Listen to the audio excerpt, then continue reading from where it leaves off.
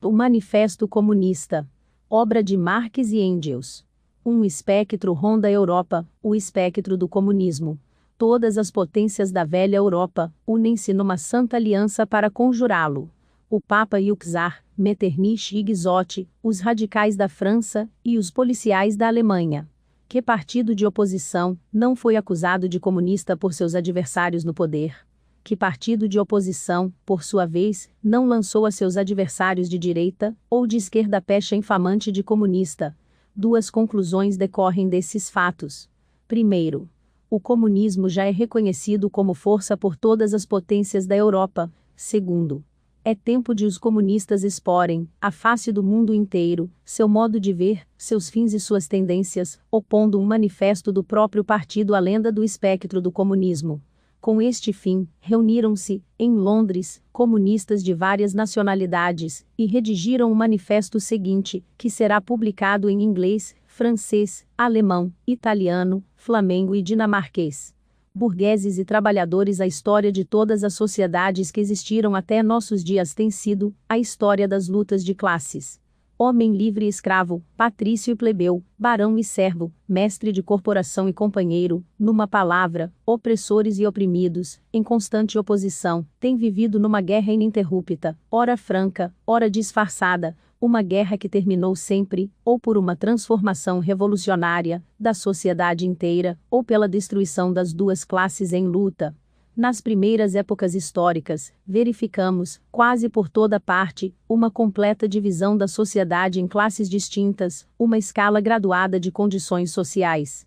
Na Roma antiga encontramos patrícios, cavaleiros, plebeus, escravos; na Idade Média, senhores, vassalos, mestres, companheiros, servos, e, em cada uma destas classes, gradações especiais. A sociedade burguesa moderna, que brotou das ruínas da sociedade feudal, não aboliu os antagonismos de classe. Não fez senão substituir novas classes, novas condições de opressão, novas formas de luta, às que existiram no passado. Entretanto, a nossa época, a época da burguesia, caracteriza-se por ter simplificado os antagonismos de classe. A sociedade divide-se cada vez mais em dois vastos campos opostos, em duas grandes classes diametralmente opostas: a burguesia e o proletariado. Dos servos da Idade Média, nasceram os burgueses livres das primeiras cidades; desta população municipal, saíram os primeiros elementos da burguesia. A descoberta da América, a circunnavegação da África, ofereceram à burguesia em ascenso um novo campo de ação. Os mercados da Índia e da China, a colonização da América, o comércio colonial, o incremento dos meios de troca e, em geral, das mercadorias imprimiram um impulso, desconhecido até então, ao comércio, à indústria, à navegação e, por conseguinte, desenvolveram rapidamente o elemento revolucionário da sociedade feudal em decomposição. A antiga organização feudal da indústria, em que esta era circunscrita a corporações fechadas, já não podia satisfazer as necessidades, que cresciam com a abertura de novos mercados. A manufatura substituiu. A pequena burguesia industrial suplantou os mestres das corporações, a divisão do trabalho entre as diferentes corporações desapareceu diante da divisão do trabalho dentro da própria oficina. Todavia, os mercados ampliavam-se cada vez mais. A procura de mercadorias aumentava sempre. A própria manufatura tornou-se insuficiente. Então, o vapor e a maquinaria revolucionaram a produção industrial. A grande indústria moderna suplantou a manufatura. A média burguesia manufatureira cedeu lugar aos milionários da indústria, aos chefes de verdadeiros exércitos industriais, aos burgueses modernos. A grande indústria criou o mercado mundial preparado pela descoberta da América. O mercado mundial acelerou prodigiosamente o desenvolvimento do comércio, da navegação e dos meios de comunicação por terra. Este desenvolvimento reagiu por sua vez sobre a extensão da indústria, e, à medida que a indústria, o comércio, a navegação, as vias férreas se desenvolviam, crescia a burguesia, multiplicando seus capitais e relegando a segundo plano as classes legadas pela Idade Média.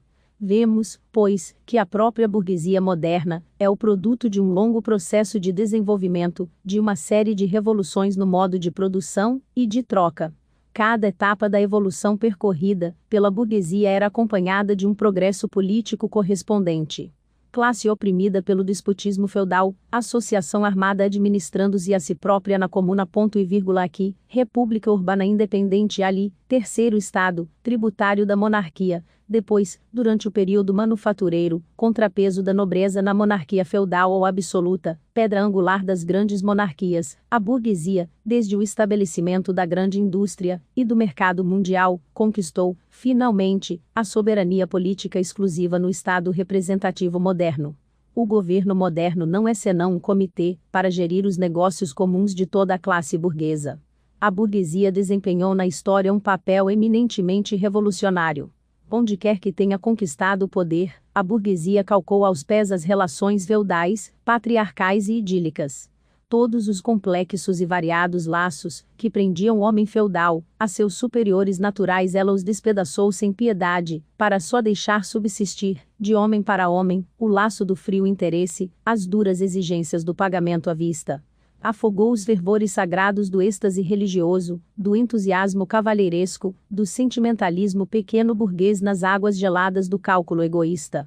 Fez da dignidade pessoal um simples valor de troca, substituiu as numerosas liberdades, conquistadas com tanto esforço, pela única e implacável liberdade de comércio.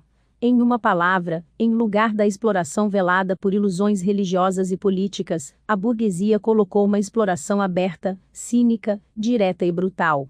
A burguesia despojou de sua auréola todas as atividades até então reputadas veneráveis e encaradas com piedoso respeito.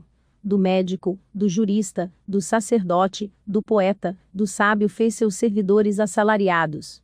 A burguesia rasgou o véu de sentimentalismo, que envolvia as relações de família, e reduziu-as a simples relações monetárias.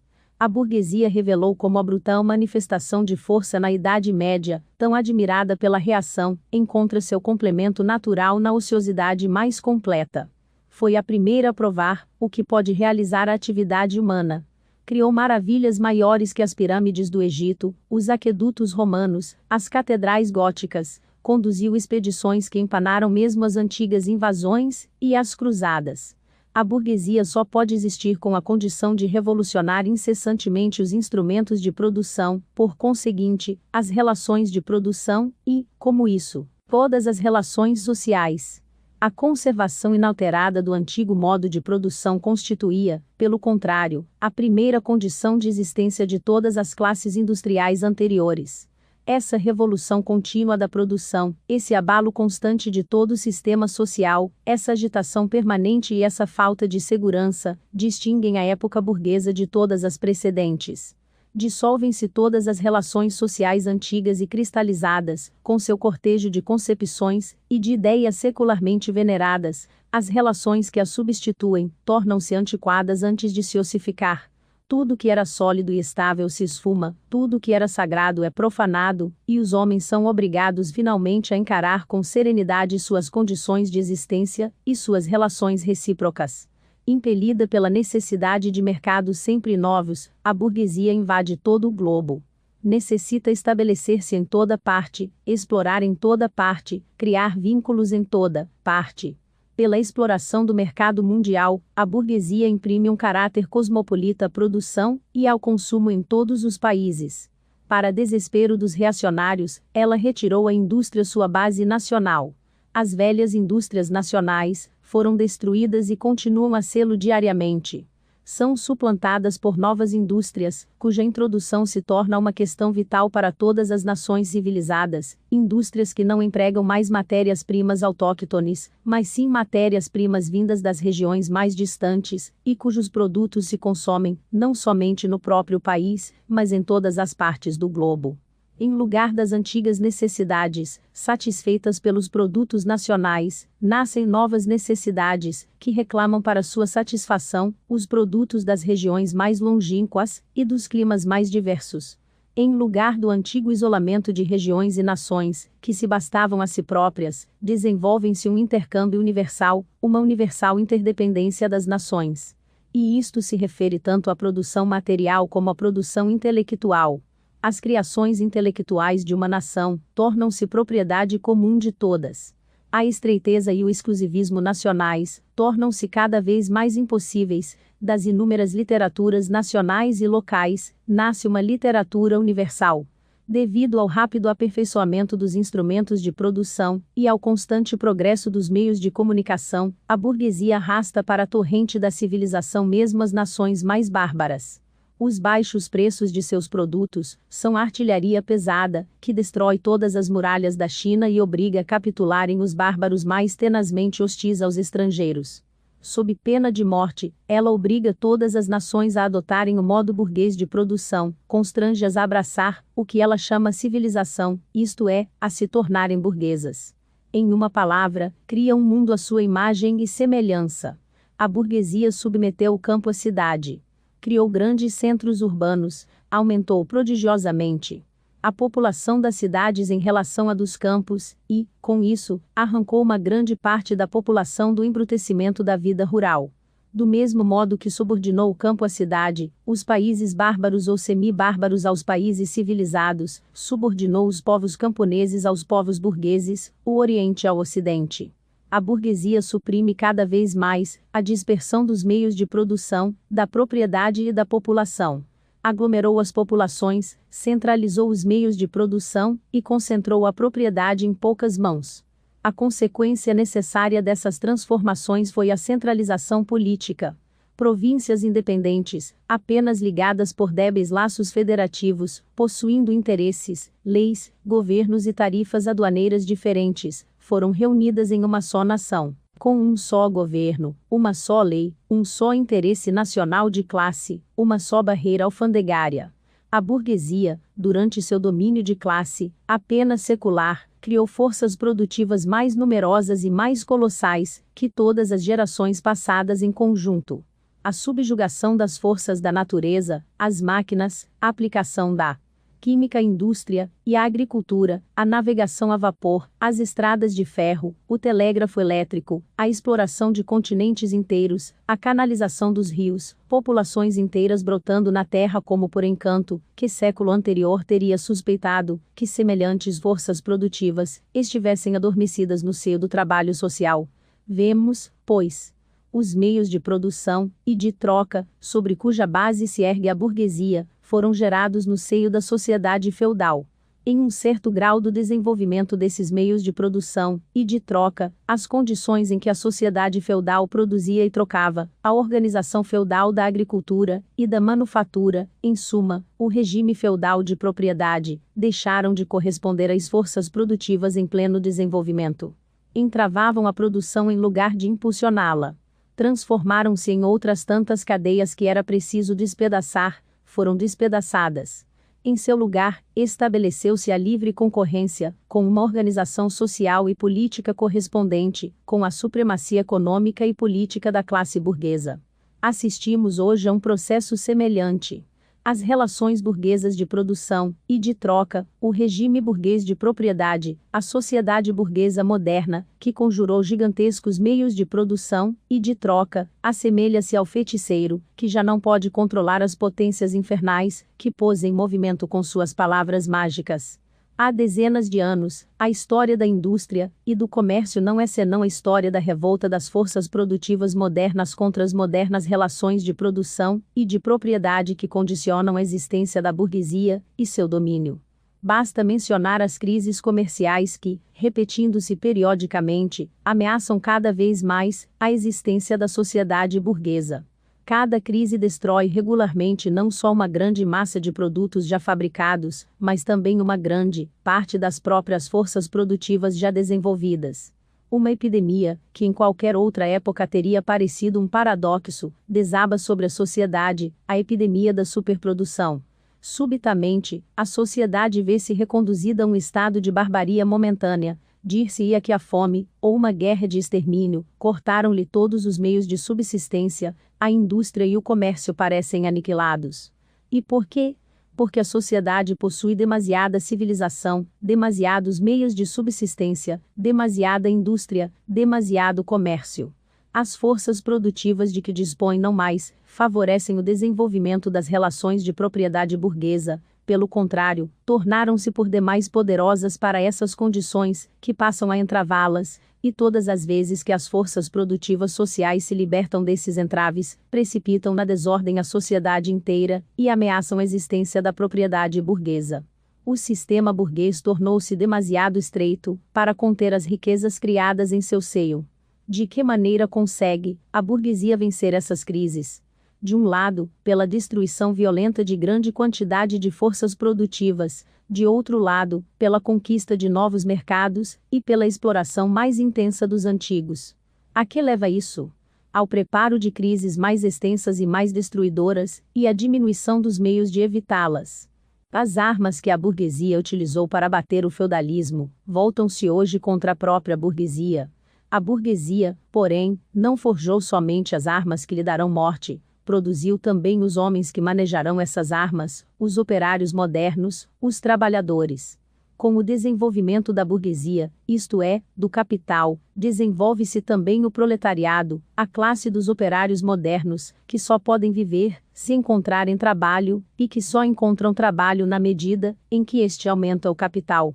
Esses operários, constrangidos a vender-se diariamente, são mercadoria, artigo de comércio como qualquer outro. Em consequência, estão sujeitos a todas as vicissitudes da concorrência, a todas as flutuações do mercado. O crescente emprego de máquinas e a divisão do trabalho, despojando o trabalho do operário de seu caráter autônomo, tiram-lhe todo o atrativo. O produtor passa um simples apêndice da máquina, e só se requer dele a operação mais simples, mais monótona, mais fácil de aprender. Desse modo, o custo do operário se reduz, quase exclusivamente, aos meios de manutenção, que lhe são necessários para viver e perpetuar sua existência. Ora, o preço do trabalho, como de toda mercadoria, é igual ao custo de sua produção. Portanto, à medida que aumenta o caráter enfadonho do trabalho, decrescem os salários. Mais ainda, a quantidade de trabalho cresce com o desenvolvimento do maquinismo e da divisão do trabalho, quer pelo prolongamento das horas de labor, quer pelo aumento do trabalho exigido em um tempo determinado, pela aceleração do movimento das máquinas, etc. A indústria moderna transformou a pequena oficina do antigo mestre da corporação patriarcal na grande fábrica do industrial capitalista. Massas de operários, amontoados na fábrica, são organizadas militarmente. Como soldados da indústria, estão sob a vigilância de uma hierarquia completa de oficiais e suboficiais. Não são somente escravos da classe burguesa, do Estado burguês, mas também diariamente, a cada hora, escravos da máquina, do contramestre e, sobretudo, do dono da fábrica. E esse despotismo é tanto mais mesquinho, odioso e exasperador quanto maior é a franqueza com que proclama ter no lucro seu objetivo exclusivo. Quanto menos o trabalho exige habilidade e força, isto é, quanto mais a indústria moderna progride, tanto mais o trabalho dos homens é suplantado pelo das mulheres e crianças. As diferenças de idade e de sexo não têm mais importância social para a classe operária. Não há senão instrumentos de trabalho, cujo preço varia segundo a idade e o sexo. Depois de sofrer a exploração do fabricante e de receber seu salário em dinheiro, o operário torna-se presa de outros membros da burguesia, do proprietário, do varejista, do usurário, etc. As camadas inferiores da classe média de outrora, os pequenos industriais, pequenos comerciantes e pessoas que possuem rendas, artesãos e camponeses, caem nas fileiras do proletariado. Uns porque seus pequenos capitais, não lhes permitindo empregar os processos da grande indústria, sucumbiram na concorrência com os grandes capitalistas, outros porque sua habilidade profissional é depreciada pelos novos métodos de produção. Assim, o proletariado é recrutado em todas as classes da população. O proletariado passa por diferentes fases de desenvolvimento. Logo que nasce começa sua luta contra a burguesia. A princípio, empenham-se na luta operários isolados, mais tarde, operários de uma mesma fábrica, finalmente operários do mesmo ramo de indústria, de uma mesma localidade, contra o burguês que os explora diretamente. Não se limitam a atacar as relações burguesas de produção, atacam os instrumentos de produção. Destroem as mercadorias estrangeiras que lhes fazem concorrência, quebram as máquinas, queimam as fábricas, e esforçam-se para reconquistar a posição perdida do artesão da Idade Média. Nessa fase, constitui o proletariado massa disseminada por todo o país e dispersa pela concorrência. Se, por vezes, os operários se unem para agir em massa compacta, isto não é ainda o resultado de sua própria união, mas da união da burguesia que, para atingir seus próprios fins políticos, é levada a pôr em movimento todo o proletariado, o que ainda pode fazer provisoriamente. Durante essa fase, os trabalhadores não combatem ainda seus próprios inimigos, mas os inimigos de seus inimigos, isto é, os restos da monarquia absoluta, os proprietários territoriais, os burgueses não industriais, os pequenos burgueses. Todo o movimento histórico está desse modo concentrado nas mãos da burguesia e qualquer vitória alcançada nessas condições é uma vitória burguesa. Ora, a indústria, desenvolvendo-se, não somente aumenta o número dos trabalhadores, mas concentra-os em massas cada vez mais consideráveis, sua força cresce e eles adquirem maior consciência dela.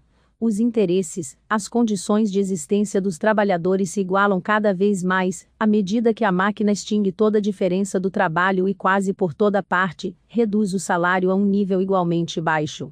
Em virtude da concorrência crescente dos burgueses entre si, e devido às crises comerciais que disso resultam, os salários se tornam cada vez mais instáveis, o aperfeiçoamento constante e cada vez mais rápido das máquinas torna a condição de vida do operário cada vez mais precária, os choques individuais entre o operário e o burguês tomam cada vez mais o caráter de choques entre duas classes.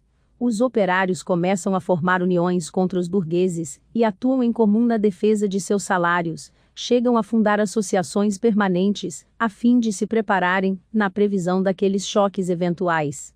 Aqui e ali a luta se transforma em motim.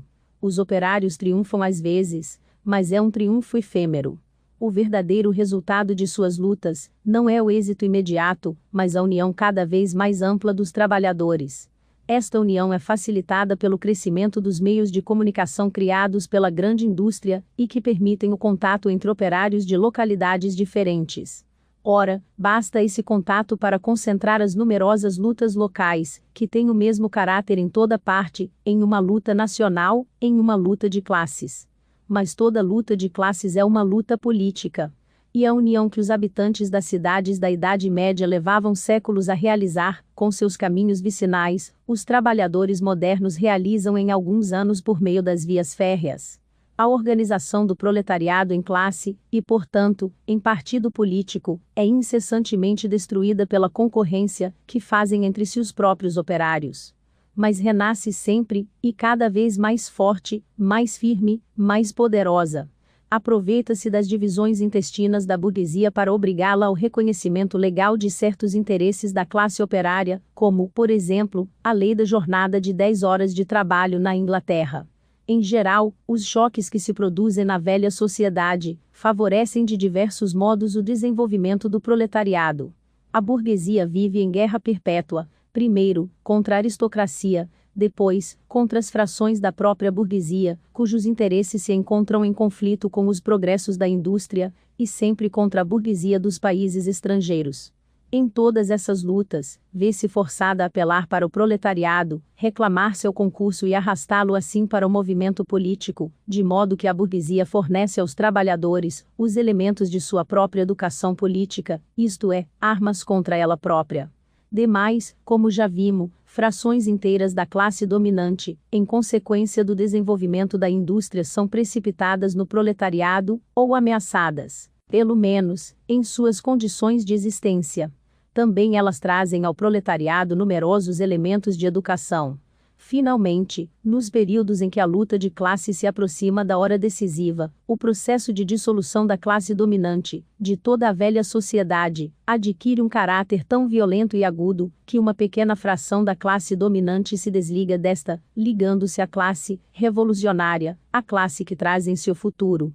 Do mesmo modo que outrora uma parte da nobreza passou-se para a burguesia, em nossos dias, uma parte da burguesia passa-se para o proletariado, especialmente a parte dos ideólogos burgueses, que chegaram à compreensão teórica do movimento histórico em seu conjunto. De todas as classes que ora enfrentam a burguesia, só o proletariado é uma classe verdadeiramente revolucionária. As outras classes degeneram e perecem com o desenvolvimento da grande indústria. O proletariado, pelo contrário, é seu produto mais autêntico. As classes médias, pequenos comerciantes, pequenos fabricantes, artesãos, camponeses, combatem a burguesa aspas, porque esta compromete sua existência como classes médias.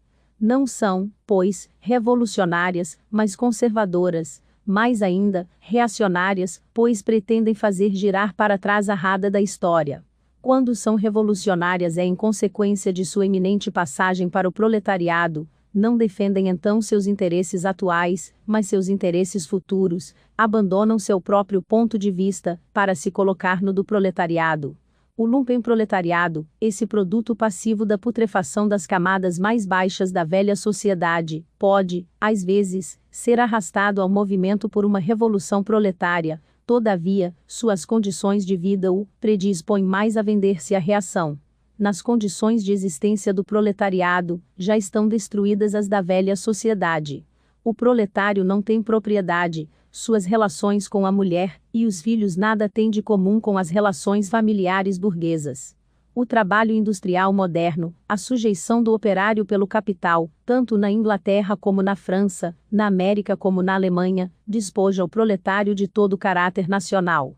As leis, a moral, a religião são para ele meros preconceitos burgueses, atrás dos quais se ocultam outros tantos interesses burgueses. Todas as classes que no passado conquistaram o poder, trataram de consolidar a situação adquirida submetendo a sociedade às suas condições de apropriação. Os trabalhadores não podem apoderar-se das forças produtivas sociais senão abolindo o modo de apropriação, que era próprio a estas, e, por conseguinte, todo modo de apropriação em vigor até hoje. Os trabalhadores nada têm de seu a salvaguardar, sua missão é destruir todas as garantias e seguranças da propriedade privada até aqui existentes. Todos os movimentos históricos têm sido, até hoje, movimentos de minorias, ou em proveito de minorias. O movimento proletário é o movimento independente da imensa maioria em proveito da imensa maioria. O proletariado, a camada inferior da sociedade atual, não pode erguer-se, pôr-se de pé, sem fazer saltar todos os estratos superpostos, que constituem a sociedade oficial. A luta do proletariado contra a burguesia, embora não seja na essência uma luta nacional, reverte-se contudo dessa forma nos primeiros tempos. É natural que o proletariado de cada país deva, antes de tudo, liquidar sua própria burguesia. Esboçando em linhas gerais as fases do desenvolvimento proletário, descrevemos a história da guerra civil, mais ou menos oculta, que lavra na sociedade atual, até a hora em que essa guerra explode numa revolução aberta e o proletariado estabelece sua dominação pela derrubada violenta da burguesia. Todas as sociedades anteriores, como vimos, se basearam no antagonismo entre classes opressoras e classes oprimidas. Mas para oprimir uma classe, é preciso poder garantir-lhe condições tais, que lhe permitam pelo menos uma existência de escravo. O servo, em plena servidão, conseguia tornar-se membro da comuna, da mesma forma que o pequeno burguês, sob o jugo do absolutismo feudal, elevava-se à categoria de burguês. O operário moderno, pelo contrário, longe de se elevar com o progresso da indústria, desce cada vez mais abaixo das condições de sua própria classe. O trabalhador cai no pauperismo, e este cresce ainda mais rapidamente que a população e a riqueza. É, pois, evidente que a burguesia é incapaz de continuar desempenhando o papel de classe dominante ponto e vírgula, e de impor à sociedade, como lei suprema, as condições de existência de sua classe. Não pode exercer o seu domínio, porque não pode mais assegurar a existência de seu escravo, mesmo no quadro de sua escravidão, porque é obrigada a deixá-lo cair numa tal situação, que deve nutri-lo em lugar de se fazer nutrir por ele. A sociedade não pode mais existir sob sua dominação, o que quer dizer que a existência da burguesia é, doravante, incompatível com a da sociedade. A condição essencial da existência e da supremacia da classe burguesa é a acumulação da riqueza nas mãos dos particulares, a formação e o crescimento do capital. A condição de existência do capital é o trabalho assalariado. Este baseia-se exclusivamente na concorrência dos operários entre si. O progresso da indústria, de que a burguesia é agente passivo e inconsciente, substitui o isolamento dos operários, resultante de sua competição, por sua união revolucionária mediante associação. Assim, o desenvolvimento da grande indústria socava o terreno em que a burguesia assentou o seu regime de produção e de apropriação dos produtos. a burguesia produz, sobretudo, seus próprios coveiros. Sua queda e a vitória do proletariado são igualmente inevitáveis. Trabalhadores e comunistas. Qual a posição dos comunistas diante dos trabalhadores em geral? Os comunistas não formam um partido à parte, oposto aos outros partidos operários. Não têm interesses que os separem do proletariado em geral. Não proclamam princípios particulares, segundo os quais pretenderiam modelar o movimento operário. Os comunistas só se distinguem dos outros partidos operários em 2 pontos. 1. Nas diversas lutas nacionais dos trabalhadores, destacam e fazem prevalecer os interesses comuns do proletariado, independentemente da nacionalidade. 2. Nas diferentes fases por que passa, a luta entre trabalhadores e burgueses, representam, sempre e em toda parte, os interesses do movimento em seu conjunto. Praticamente, os comunistas constituem, pois, a fração mais resoluta dos partidos operários de cada país, a fração que impulsiona as demais, teoricamente tem sobre o resto do proletariado, a vantagem de uma compreensão nítida das condições, da marcha e dos fins gerais do movimento proletário. O objetivo imediato dos comunistas é o mesmo que o de todos os demais partidos trabalhadores. Constituição dos trabalhadores em classe, derrubada da supremacia burguesa, conquista do poder político pelo proletariado. As concepções teóricas dos comunistas não se baseiam, de modo algum, em ideias ou princípios inventados ou descobertos por tal ou qual reformador do mundo. São apenas a expressão geral das condições reais de uma luta de classes existente, de um movimento histórico, que se desenvolve sob os nossos olhos. A abolição das relações de propriedade, que tem existido até hoje, não é uma característica peculiar e exclusiva do comunismo. Todas as relações de propriedade têm passado por modificações constantes em consequência das contínuas transformações das condições históricas. A Revolução Francesa, por exemplo, aboliu a propriedade feudal em proveito da propriedade burguesa. O que caracteriza o comunismo não é a abolição da propriedade em geral, mas a abolição da propriedade burguesa. Ora, a propriedade privada atual, a propriedade burguesa, é a última e mais perfeita expressão do modo de produção e de apropriação baseado nos antagonismos de classe, na exploração de uns pelos outros. Nesse sentido, os comunistas podem resumir sua teoria nesta fórmula única: a abolição da propriedade privada. Censuram-nos, a nós comunistas, o querer abolir a propriedade pessoalmente adquirida, fruto do trabalho do indivíduo, propriedade que se declara ser a base de toda liberdade, de toda independência individual. A propriedade pessoal, fruto do trabalho e do mérito. Pretende-se falar da propriedade do pequeno burguês, do pequeno camponês, forma de propriedade anterior à propriedade burguesa. Não precisamos aboli-la, porque o progresso da indústria já aboliu, e continua a aboli-la diariamente. Ou porventura pretendese falar da propriedade privada atual, da propriedade burguesa. Mas, o trabalho do proletário, o trabalho assalariado cria propriedade para o proletário? De nenhum modo. Cria o capital, isto é, a propriedade que explora o trabalho assalariado, e que só pode aumentar sob a condição de produzir novo trabalho assalariado, a fim de explorá-lo novamente. Em sua forma atual, a propriedade se move entre os 2 termos antagônicos: capital e trabalho. Examinemos os 2 termos dessa antinomia. Ser capitalista significa ocupar, não somente uma posição pessoal, mas também uma posição social na produção. O capital é um produto coletivo. Só pode ser posto em movimento pelos esforços combinados de muitos membros da sociedade, e mesmo, em última instância, pelos esforços combinados de todos os membros da sociedade. O capital não é, pois, uma força pessoal, é uma força social. Assim, quando o capital é transformado em propriedade comum, pertencente a todos os membros da sociedade, não é uma propriedade pessoal, que se transforma em propriedade social. O que se transformou, foi apenas o caráter social da propriedade. Esta, perde seu caráter de classe. Passemos ao trabalho assalariado. O preço médio que se paga pelo trabalho assalariado, é o mínimo de salário, isto é, a soma dos meios de subsistência necessária, para que o operário viva como operário. Por conseguinte, o que o operário obtém com o seu trabalho, é o estritamente necessário para a mera conservação e reprodução de sua vida. Não queremos de nenhum modo abolir essa apropriação pessoal dos produtos do trabalho, indispensável à manutenção e à reprodução da vida humana, pois essa apropriação não deixa nenhum lucro líquido que confira poder sobre o trabalho alheio. O que queremos é suprimir o caráter miserável desta apropriação que faz com que o operário só viva para aumentar o capital e só viva na medida em que o exigem os interesses da classe dominante. Na sociedade burguesa, o trabalho vivo é sempre um meio de aumentar o trabalho acumulado. Na sociedade comunista, o trabalho acumulado é sempre um meio de ampliar, enriquecer e melhorar cada vez mais a existência dos trabalhadores. Na sociedade burguesa, o passado domina o presente. Na sociedade comunista é o presente que domina o passado. Na sociedade burguesa, o capital é independente e pessoal, ao passo que o indivíduo que trabalha não tem nem independência nem personalidade.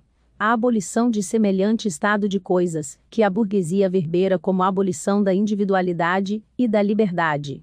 E com razão. Porque se trata efetivamente de abolir a individualidade burguesa, a independência burguesa, a liberdade burguesa. Por liberdade, nas condições atuais da produção burguesa, compreende-se a liberdade de comércio, a liberdade de comprar e vender. Mas, se o tráfico desaparece, desaparecerá também a liberdade de traficar. Demais, toda a fraseologia sobre a liberdade de comércio, bem como todas as basófias liberais de nossa burguesia, só tem sentido quando se referem ao comércio tolhido e ao burguês oprimido da Idade Média. Nenhum sentido tem quando se trata da abolição comunista do tráfico, das relações burguesas de produção e da própria burguesia. Horrorizai-vos porque queremos abolir a propriedade privada. Mas em vossa sociedade, a propriedade privada está abolida para 9/10 de seus membros. E é precisamente porque não existe para estes 9/10 que ela existe para vós. Acusai-nos, portanto, de querer abolir uma forma de propriedade, que só pode existir com a condição de privar de toda a propriedade a imensa maioria da sociedade. Em resumo, acusai-nos de querer abolir vossa propriedade. De fato, é isso que queremos. Desde o momento em que o trabalho não mais pode ser convertido em capital, em dinheiro, em renda da terra, numa palavra, em poder social capaz de ser monopolizado, isto é, desde o momento em que a propriedade individual não possa mais se converter em propriedade burguesa, declarais que a individualidade está suprimida. Confessais, pois, que quando falais do indivíduo, quereis referir-vos unicamente ao burguês, ao proprietário burguês. E este indivíduo, sem dúvida, deve ser suprimido. Zero comunismo não retira a ninguém o poder de apropriar-se de sua parte dos produtos sociais, apenas suprime o poder de escravizar o trabalho de outrem por meio dessa apropriação. Alega-se ainda que, com a abolição da propriedade privada, toda a atividade cessaria, uma inércia geral apoderar-se-ia do mundo. Se isso fosse verdade, há muito que a sociedade burguesa teria sucumbido à ociosidade, pois que os que no regime burguês trabalham não lucram, e os que lucram não trabalham. Toda a objeção se reduz a essa tautologia: não haverá mais trabalho assalariado, quando não mais existir capital. As acusações feitas contra o modo comunista de produção e de apropriação dos produtos materiais têm sido feitas igualmente contra a produção e a apropriação dos produtos do trabalho intelectual. Assim como o desaparecimento da propriedade de classe equivale, para o burguês, ao desaparecimento de toda a produção, também o desaparecimento da cultura de classe significa, para ele, o desaparecimento de toda a cultura. A cultura, cuja perda o burguês deplora, é, para a imensa maioria dos homens, apenas um adestramento que os transforma em máquinas. Mas não discutais conosco, enquanto aplicardes a abolição da propriedade burguesa o critério de vossas noções burguesas de liberdade, cultura, direito, etc. Vossas próprias ideias decorrem do regime burguês de produção e de propriedade burguesa, assim como o vosso direito não passa da vontade de vossa classe erigida em lei, vontade cujo conteúdo é determinado pelas condições materiais de vossa existência como classe. A falsa concepção interesseira, que vos leva a erigir em leis eternas da natureza e da razão as relações sociais oriundas do vosso modo de produção e de propriedade, relações transitórias que surgem e desaparecem no curso da produção, a compartilhais com todas as classes dominantes já desaparecidas. o que admitis para a propriedade antiga, o que admitis para a propriedade feudal, já não vos atreveis a admitir para a propriedade burguesa. Abolição da família. Até os mais radicais ficam indignados diante desse desígnio infame dos comunistas. Sobre que fundamento repousa a família atual, a família burguesa? No capital, no ganho individual. A família, na sua plenitude, só existe para a burguesia, mas encontra seu complemento na supressão forçada da família para o proletário e na prostituição pública. A família burguesa desvanece-se naturalmente com o desvanecer de seu complemento, e uma e outra desaparecerão com o desaparecimento do capital. Acusai-nos de querer abolir a exploração das crianças por seus próprios pais? Confessamos este crime. Dizeis também que destruímos os vínculos mais íntimos, substituindo a educação doméstica pela educação social. E vossa educação não é também determinada pela sociedade, pelas condições sociais em que educais vossos filhos, pela intervenção direta ou indireta da sociedade por meio de vossas escolas, etc. Os comunistas não inventaram essa intromissão da sociedade na educação, apenas mudam seu caráter e arrancam a educação à influência da classe dominante. As declamações burguesas sobre a família e a educação, sobre os doces laços que unem a criança aos pais, tornam-se cada vez mais repugnantes à medida que a grande indústria destrói todos os laços familiares do proletário e transforma as crianças em simples objetos de comércio, em simples instrumentos de trabalho. Toda a burguesia grita em coro.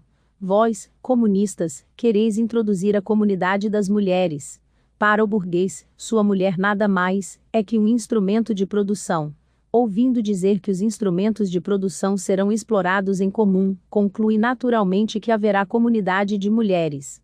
Não imagina que se trata precisamente de arrancar a mulher de seu papel atual de simples instrumento de produção.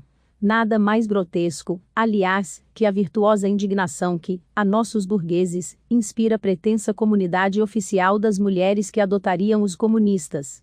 Os comunistas não precisam introduzir a comunidade das mulheres. Esta quase sempre existiu. Nossos burgueses, não contentes em ter à sua disposição as mulheres e as filhas dos trabalhadores, sem falar da prostituição oficial, têm singular prazer em cornearem-se uns aos outros. Zero casamento burguês é, na realidade, a comunidade das mulheres casadas.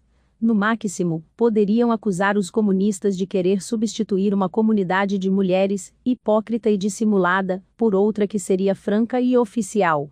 De resto, é evidente que, com a abolição das relações de produção atuais, a comunidade das mulheres que deriva dessas relações, isto é, a prostituição oficial e não oficial, desaparecerá.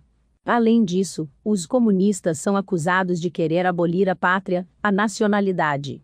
Os operários não têm pátria. Não se lhes pode tirar aquilo que não possuem.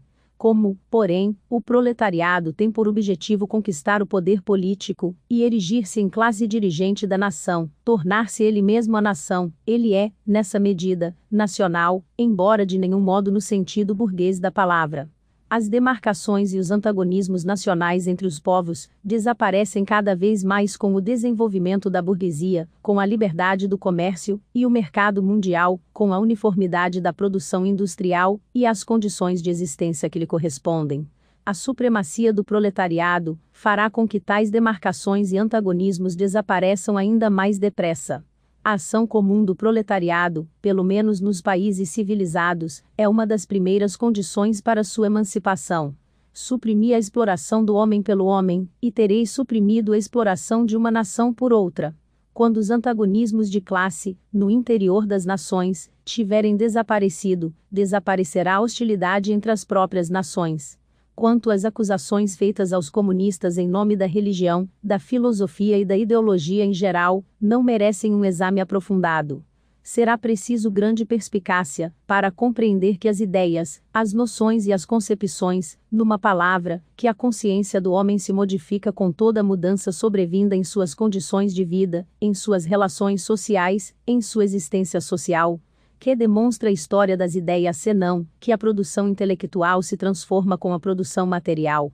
As ideias dominantes de uma época sempre foram as ideias da classe dominante. Quando se fala de ideias que revolucionam uma sociedade inteira, isto quer dizer que, no seio da velha sociedade, se formaram os elementos de uma nova sociedade, e que a dissolução das velhas ideias marcha de par com a dissolução das antigas condições de vida.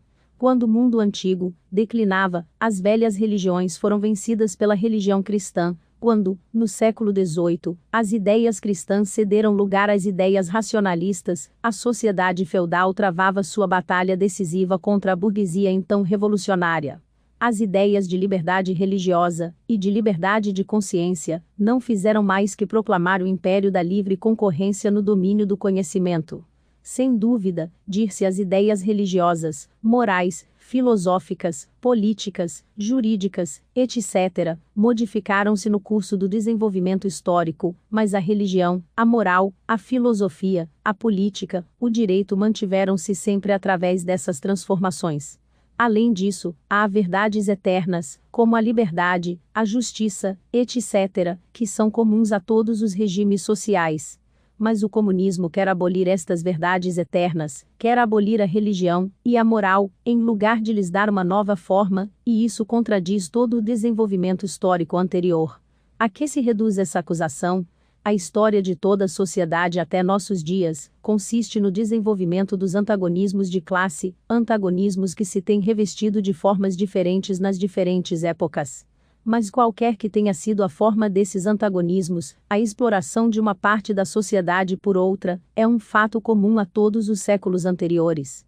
Portanto, nada há de espantoso que a consciência social de todos os séculos, apesar de toda sua variedade e diversidade, se tenha movido sempre sob certas formas comuns, formas de consciência que só se dissolverão completamente com o desaparecimento total dos antagonismos de classe. A Revolução Comunista é a ruptura mais radical com as relações tradicionais de propriedade, nada de estranho, portanto, que no curso de seu desenvolvimento, rompa, do modo mais radical, com as ideias tradicionais.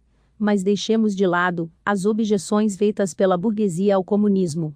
Vimos acima que a primeira fase da Revolução Operária é o advento do proletariado como classe dominante, a conquista da democracia. O proletariado utilizará sua supremacia política para arrancar pouco a pouco todo o capital à burguesia, para centralizar todos os instrumentos de produção nas mãos do Estado, isto é, do proletariado organizado em classe dominante, e para aumentar, o mais rapidamente possível, o total das forças produtivas. Isto naturalmente só poderá realizar-se, a princípio, por uma violação despótica do direito de propriedade e das relações de produção burguesas, isto é, pela aplicação de medidas que, do ponto de vista econômico, parecerão insuficientes e insustentáveis, mas que no desenrolar do movimento, ultrapassarão a si mesmas e serão indispensáveis para transformar radicalmente todo o modo de produção. Essas medidas, é claro, serão diferentes nos vários países. Todavia, nos países mais adiantados, as seguintes medidas poderão geralmente ser postas em prática. 1. Expropriação da propriedade latifundiária e emprego da renda da terra em proveito do Estado. 2. Imposto fortemente progressivo. 3. Abolição do direito de herança. 4. Confiscação da propriedade de todos os emigrados e sediciosos. 5. Centralização do crédito nas mãos do Estado por meio de um banco nacional com capital do Estado e com o monopólio exclusivo. 6. Centralização, nas mãos do Estado, de todos os meios de transporte. 7. Multiplicação das fábricas e dos instrumentos de produção pertencentes ao Estado, arroteamento das terras incultas e melhoramento das terras cultivadas, segundo um plano geral. 8. Trabalho obrigatório para todos, organização de exércitos industriais, particularmente para a agricultura. 9. Combinação do trabalho agrícola e industrial, medidas tendentes a fazer desaparecer gradualmente a distinção entre a cidade e o campo. 10. Educação pública e gratuita de todas as crianças, abolição do trabalho das crianças nas fábricas, tal como é praticado hoje. Combinação da educação com a produção material, etc. Uma vez desaparecidos os antagonismos de classe no curso do desenvolvimento, e sendo concentrada toda a produção propriamente dita nas mãos dos indivíduos associados, o poder público perderá seu caráter político. O poder político é o poder organizado de uma classe para a opressão de outra. Se o proletariado, em sua luta contra a burguesia, se constitui forçosamente em classe, se converte por uma revolução em classe dominante, e, como classe dominante, destrói violentamente as antigas relações de produção, destrói, justamente com essas relações de produção, as condições dos antagonismos entre as classes, destrói as classes em geral, e, com isso, sua própria dominação como classe. Em lugar da antiga sociedade burguesa, com suas classes e antagonismos de classe, surge uma associação onde o livre desenvolvimento de cada um é a condição do livre desenvolvimento de todos. Literatura socialista e comunista. O socialismo reacionário. O socialismo feudal. Devido à sua posição histórica, as aristocracias da França e da Inglaterra viram-se chamadas a lançar libelos contra a sociedade burguesa. Na Revolução Francesa de julho de 1830, e no movimento reformador inglês, tinham sucumbido mais uma vez sob os golpes desta odiada revista. Elas não podiam mais travar uma luta política séria, só lhes restava a luta literária. Ora, também no domínio literário, tornara-se impossível a velha fraseologia da Restauração. Para criar simpatias, era preciso que a aristocracia fingisse descurar seus próprios interesses e dirigisse sua acusação contra a burguesia, aparentando defender apenas os interesses da classe operária explorada. Desse modo, entregou-se ao prazer de cantarolar sátiras sobre os novos senhores, e de lhes segredar ao ouvido profecias de mau augúrio. Assim nasceu o socialismo feudal, onde se mesclavam jeremiadas e libelos, ecos do passado e ameaças sobre o futuro. Se por vezes a sua crítica amarga, mordaz e espirituosa feriu a burguesia no coração, sua impotência absoluta de compreender a marcha da história moderna, terminou sempre por um efeito cômico. À guisa de bandeira, estes senhores arvoraram a sacola do mendigo, a fim de atrair o povo, mas logo que este acorreu, notou suas costas ornadas com os velhos brasões feudais, e dispersou-se com grandes gargalhadas irreverentes. Uma parte dos legitimistas franceses, e a jovem Inglaterra, ofereceram ao mundo esse espetáculo divertido. Quando os campeões do feudalismo demonstram que o modo de exploração feudal era diferente do da burguesia, esquecem uma coisa: que o feudalismo explorava em circunstâncias e condições completamente diversas, e hoje em dia caducas. Quando ressaltam que sob o regime feudal, o proletariado moderno não existia, esquecem uma coisa: que a burguesia moderna é precisamente um fruto necessário de seu regime social. Aliás, ocultam tão pouco o caráter reacionário de sua crítica, que sua principal queixa contra a burguesia consiste justamente em dizer que esta assegura sob o seu regime o desenvolvimento de uma classe que fará ir pelos ares toda a antiga ordem social. Zero que reprovam a burguesia é mais o ter produzido um proletariado revolucionário que o haver criado o proletariado em geral. Por isso, na luta política participam ativamente de todas as medidas de repressão contra a classe operária. E, na vida diária, a despeito de sua pomposa fraseologia, conformam-se perfeitamente em colher os frutos de ouro da árvore da indústria, e trocar honra, amor e fidelidade, pelo comércio de lã, açúcar de beterraba e aguardente, do mesmo modo que o pároco e o senhor feudal marcharam sempre de mãos dadas. O socialismo clerical marcha lado a lado com o socialismo feudal. Nada é mais fácil que recobrir o ascetismo cristão com um verniz socialista. Não se ergueu também o cristianismo contra a propriedade privada, o matrimônio e o Estado? E em seu lugar não predicou a caridade, e a pobreza, o celibato e a mortificação da carne, a vida monástica, e a igreja? O socialismo cristão não passa de água benta, com que o padre consagra o despeito da aristocracia. O socialismo pequeno burguês. Não é a aristocracia feudal, a única classe arruinada pela burguesia, não é a única classe, cujas condições de existência se estiolam e perecem na sociedade burguesa moderna. Os pequenos burgueses, e os pequenos camponeses da Idade Média, foram os precursores da burguesia moderna. Nos países onde o comércio e a indústria são pouco desenvolvidos, esta classe continua a vegetar ao lado da burguesia em ascensão. Nos países onde a civilização moderna está florescente, forma-se uma nova classe de pequeno-burgueses, que oscila entre o proletariado e a burguesia, fração complementar da sociedade burguesa. Ela se reconstitui incessantemente.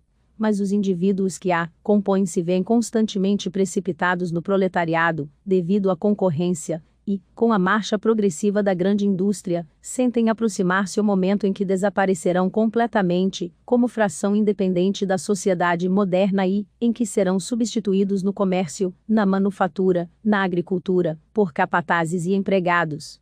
Nos países como a França, onde os camponeses constituem bem mais da metade da população, é natural que os escritores que se batiam pelo proletariado contra a burguesia, aplicassem à sua crítica do regime burguês critérios pequenoburgueses e camponeses, e defendessem a causa operária do ponto de vista da pequena burguesia. Desse modo se formou o socialismo pequeno-burguês. Sismondi é o chefe dessa literatura, não somente na França, mas também na Inglaterra. Esse socialismo analisou com muita penetração as contradições inerentes às relações de produção modernas. Pôs a nu as hipócritas apologias dos economistas. Demonstrou de um modo irrefutável os efeitos mortíferos das máquinas e da divisão do trabalho, a concentração dos capitais e da propriedade territorial, a superprodução, as crises, a decadência inevitável dos pequenos burgueses e camponeses, a miséria do proletariado, a anarquia na produção, a clamorosa desproporção na distribuição das riquezas, a guerra industrial de extermínio entre as nações, a dissolução dos velhos costumes, das velhas relações de família, das velhas nacionalidades. Todavia, a finalidade real desse socialismo pequeno-burguês é, ou restabelecer os antigos meios de produção e de troca, e, com eles, as antigas relações de propriedade e toda a sociedade antiga, ou então fazer entrar à força os meios modernos de produção e de troca no quadro estreito das antigas relações de propriedade que foram destruídas e necessariamente despedaçadas por eles. Num e noutro caso, esse socialismo é ao mesmo tempo reacionário e utópico.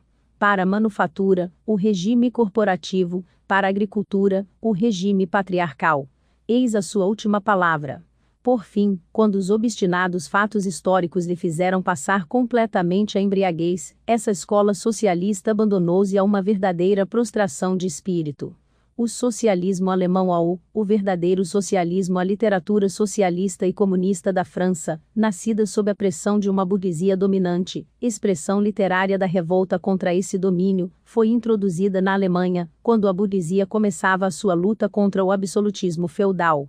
Filósofos, semifilósofos e impostores alemães lançaram-se avidamente sobre essa literatura, mas esqueceram que, com a importação da literatura francesa na Alemanha, não eram importadas ao mesmo tempo as condições sociais da França.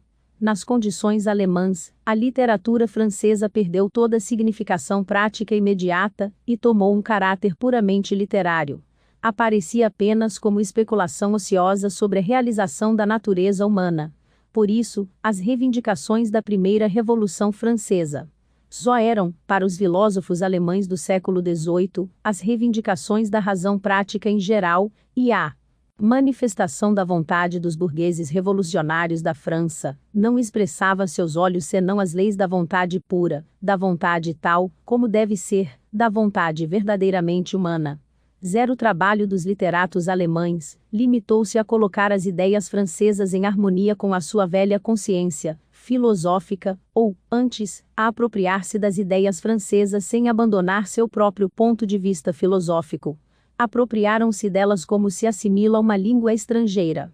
Pela tradução, sabe-se que os monges recobriam os manuscritos das obras clássicas da antiguidade pagã com absurdas lendas sobre santos católicos. Os literatos alemães agiram em sentido inverso, a respeito da literatura francesa profana. Introduziram suas insanidades filosóficas no original francês. Por exemplo, sob a crítica francesa das funções do dinheiro, escreveram da alienação humana; sob a crítica francesa do Estado burguês, escreveram eliminação do poder da universidade abstrata, e assim por diante. A esta interpolação da fraseologia filosófica nas teorias francesas, deram o nome de filosofia da ação, verdadeiro socialismo, ciência alemã do socialismo, justificação filosófica do socialismo, etc. Desse modo, emascularam completamente a literatura socialista e comunista francesa.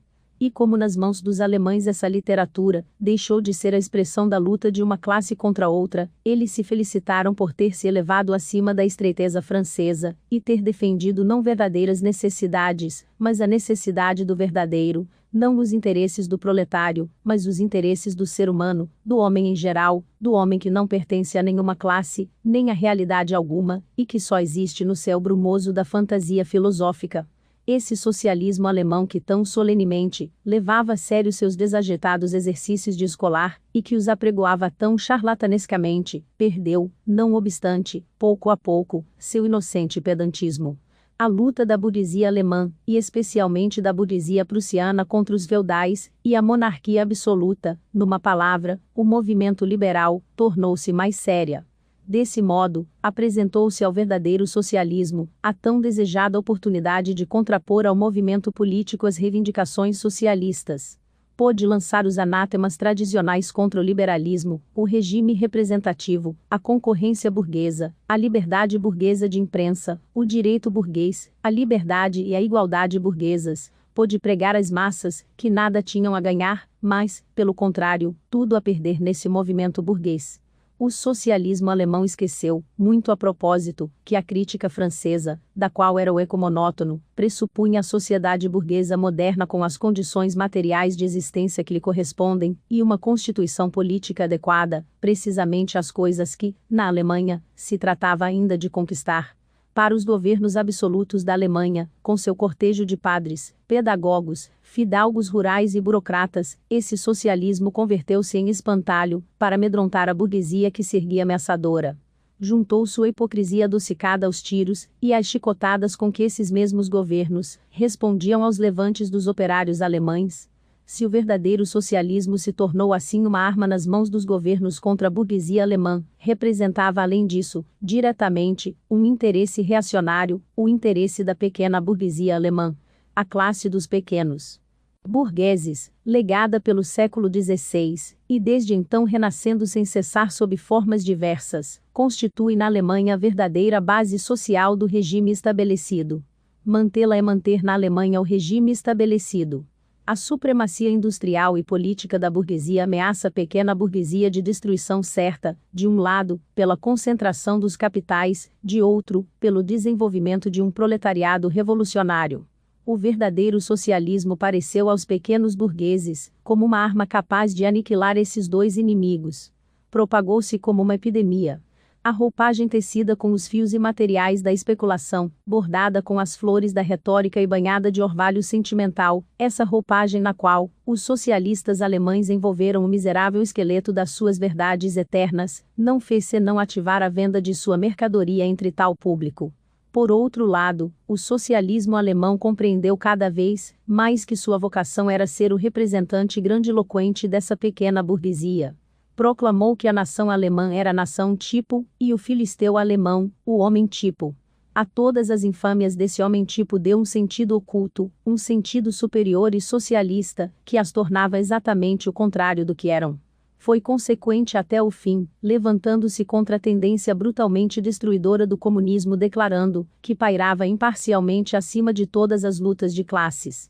Com poucas exceções, todas as pretensas publicações socialistas ou comunistas que circulam na Alemanha pertencem a esta imunda e enervante literatura, o socialismo conservador ou o burguês.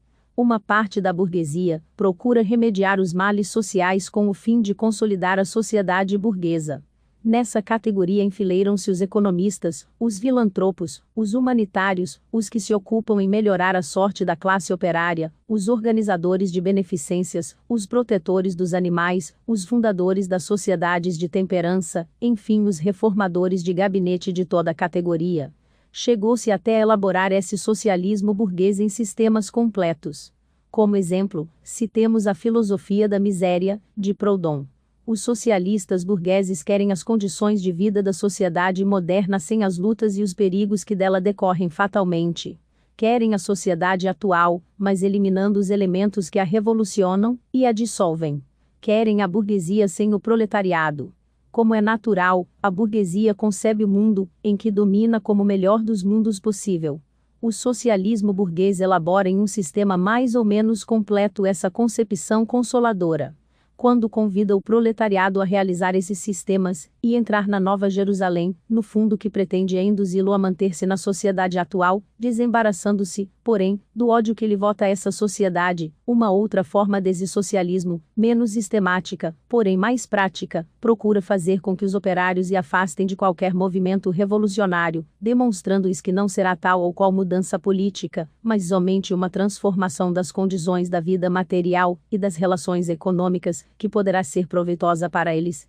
Notai que, por transformação das condições da vida material, esse socialismo não compreende em absoluto a abolição das relações burguesas de produção, o que só é possível por via revolucionária, mas apenas reformas administrativas realizadas sobre a base das próprias relações de produção burguesas, e que, portanto, não afetam as relações entre o capital e o trabalho assalariado, servindo, no melhor dos casos, para diminuir os gastos da burguesia com seu domínio e simplificar o trabalho administrativo de seu Estado. O socialismo burguês só atinge uma expressão adequada quando se torna uma simples figura de retórica. Livre câmbio, no interesse da classe operária. Tarifas protetoras, no interesse da classe operária. Prisões celulares no interesse da classe operária. Eis sua última palavra, a única pronunciada seriamente pelo socialismo burguês. Ele se resume nesta frase: os burgueses são burgueses, no interesse da classe operária. O socialismo e o comunismo crítico utópicos. Não se trata aqui da literatura que, em todas as grandes revoluções modernas, formulou as reivindicações do proletariado, escritos de Babelf, etc. As primeiras tentativas diretas do proletariado, para fazer prevalecer seus próprios interesses de classe, feitas numa época de efervescência geral, no período da derrubada da sociedade feudal, fracassaram necessariamente não só por causa do estado embrionário do próprio proletariado, como devido à ausência das condições materiais de sua emancipação, condições que apenas surgem como produto do advento da época burguesa. A literatura revolucionária que acompanhava esses primeiros movimentos do proletariado teve forçosamente um conteúdo reacionário. Preconizava um ascetismo geral e um grosseiro igualitarismo. Os sistemas socialistas e comunistas propriamente ditos, os de Saint-Simon, Fourier, Owen, etc., aparecem no primeiro período da luta entre o proletariado e a burguesia, período acima descrito. Ver o Capitão Burgueses e Trabalhadores. Os fundadores desses sistemas compreendem bem o antagonismo das classes, assim como a ação dos elementos dissolventes na própria sociedade dominante. Mas não percebem no proletariado nenhuma iniciativa histórica, nenhum movimento político que lhe seja próprio. Como o desenvolvimento dos antagonismos de classe marcha de par com o desenvolvimento da indústria, não distinguem tampouco as condições materiais da emancipação do proletariado, e põem-se à procura de uma ciência social, de leis sociais, que permitam criar essas condições. A atividade social substitui em sua própria imaginação pessoal as condições históricas da emancipação, condições fantasistas, a organização gradual e espontânea do proletariado em classe, uma organização da sociedade pré-fabricada por eles. A história futura do mundo se resume, para eles, na propaganda e na prática de seus planos de organização social. Todavia, na confecção de seus planos, tem a convicção de defender antes de tudo os interesses da classe operária, porque é a classe mais sofredora. A classe operária só existe para eles sob esse aspecto de classe mais sofredora. Mas, a forma rudimentar da luta de classes, e sua própria posição social os levam a considerar-se bem acima de qualquer antagonismo de classe. Desejam melhorar as condições materiais de vida para todos os membros da sociedade, mesmo dos mais privilegiados. Por conseguinte, não cessam de apelar indistintamente para a sociedade inteira, e mesmo se dirigem de preferência à classe dominante. Pois, na verdade, basta compreender seu sistema, para reconhecer que é o melhor dos planos possíveis para melhor das sociedades possíveis. Repelem, portanto, toda ação política e, sobretudo, toda ação revolucionária, procuram atingir seu fim por meios pacíficos, e tentam abrir um caminho ao novo evangelho social pela força do exemplo, por experiências em pequena escala que, naturalmente, sempre fracassam. A descrição fantasista da sociedade futura, feita numa época em que o proletariado, pouco desenvolvido ainda, encara sua própria posição de um modo fantasista, corresponde às primeiras aspirações instintivas dos operários a uma completa transformação da sociedade. Mas essas obras socialistas e comunistas encerram também elementos críticos. Atacam a sociedade existente em suas bases. Por conseguinte, forneceram em seu tempo materiais de grande valor para esclarecer os operários. Suas propostas positivas relativas à sociedade futura, tais como a supressão da distinção entre a cidade e o campo, a abolição da família, do lucro privado e do trabalho assalariado, a proclamação da harmonia social e a transformação do Estado numa simples administração da produção, todas essas propostas apenas anunciam o desaparecimento do antagonismo entre as classes, antagonismo que mal começa e que esses autores somente conhecem em suas formas imprecisas. Assim, essas propostas têm um sentido puramente utópico. A importância do socialismo e do comunismo crítico utópicos está na razão inversa do desenvolvimento histórico. À medida que a luta de classes se acentua e toma formas mais definidas, o fantástico afã de abstrair-se dela, essa fantástica oposição que se lhe faz, perde qualquer valor prático, qualquer justificação teórica. Eis porque, se, em muitos aspectos, os fundadores desses sistemas eram revolucionários, as seitas formadas por seus discípulos são sempre reacionárias, pois se aferram às velhas concepções de seus mestres apesar do ulterior desenvolvimento histórico do proletariado. Procuram, portanto, e nisto são consequentes, atenuar a luta de classes e conciliar os antagonismos. Continuam a sonhar com a realização experimental de suas utopias sociais. Estabelecimento de falancérios isolados, criação de colônias no interior, fundação de uma pequena Icária, edição da Nova Jerusalém, e, para dar realidade a todos esses castelos no ar, vêem-se obrigados a apelar para os bons sentimentos e os cofres dos filantropos burgueses.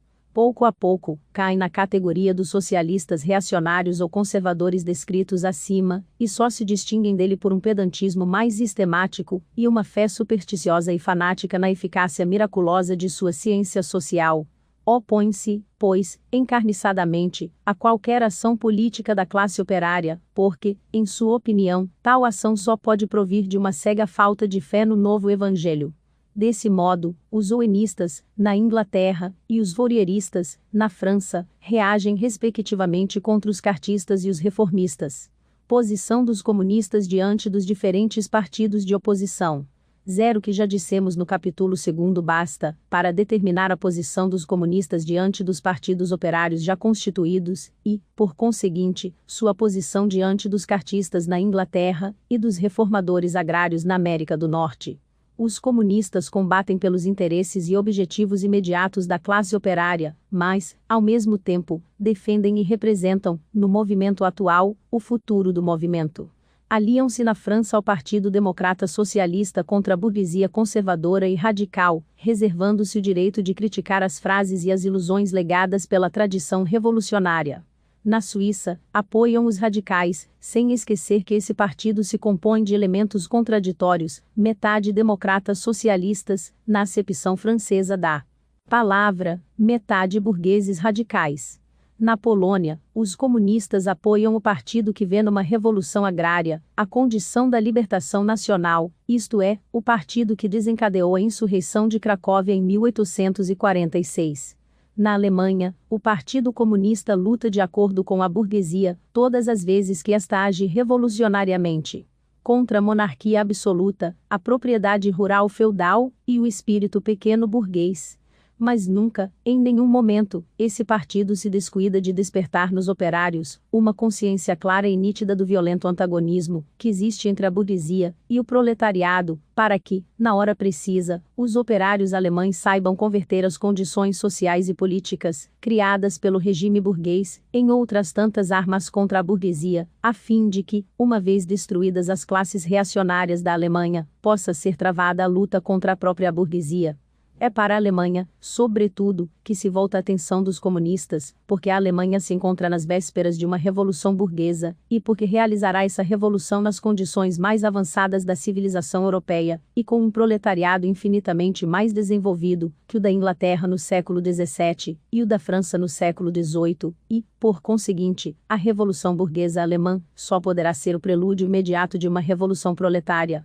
Em resumo, os comunistas apoiam em toda parte qualquer movimento revolucionário contra o estado de coisa social e político existente.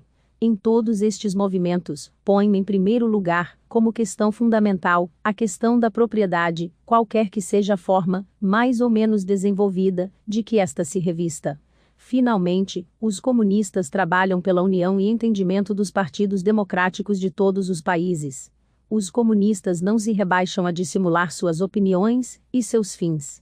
Proclamam abertamente que seus objetivos só podem ser alcançados pela derrubada violenta de toda a ordem social existente. Que as classes dominantes tremam a ideia de uma revolução comunista. Os trabalhadores nada têm a perder nela a não ser suas cadeias. Têm um mundo a ganhar. Trabalhadores de todos os países, univos. Escrito por Karl Marx e Friedrich Engels em dezembro de 1847 e janeiro de 1848. Publicado pela primeira vez em Londres em fevereiro de 1848. Publicado de acordo com o texto da edição soviética em espanhol de 1951, traduzida da edição alemã de 1848. Confrontado com a edição inglesa de 1888, editada por Friedrich Engels. Traduzido do espanhol. Fim do livro.